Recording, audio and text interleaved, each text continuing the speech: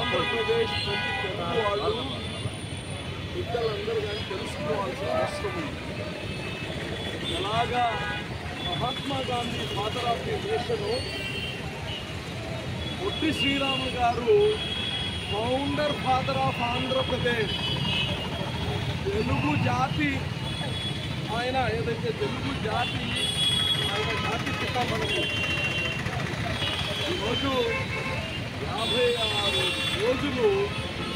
58 రోజులు ఆయన నిరాహార దీక్ష చేసి ఈ తెలుగు జాతికి అసలు తెలుగు అనేది లేకుండా పోయి మద్రాసులో తెలుసుకున్నారు మనల్ని.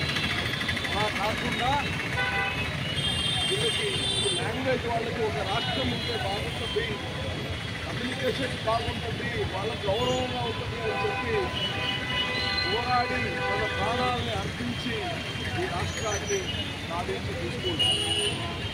అంతేకాదు ఆయన ఒక గొప్ప ఫ్రీడమ్ ఫైటర్, ఉప్పు సత్యాగ్రహంలో ఉన్నారు, క్విట్ ఇండియా మూమెంట్లో ఉన్నారు. ఆయన మహాత్మా గాంధీతో అంత క్లోజ్గా పనిచేస్తున్నారు.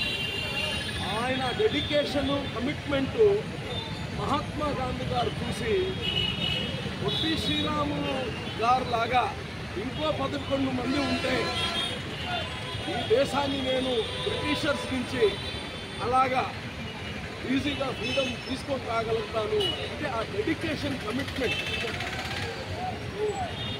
ఎవరైతే తమ కోసం, తమ ఇంటి కోసం, తమ కుటుంబం కోసం, తమ బిడ్డల కోసం పోరాడతారో, మంచి మనిషి సమాజం కోసం పోరాడతారో మహానుభావులు అవుతారు. వాళ్ళే వీళ్ళందరూ అమరజీవులు.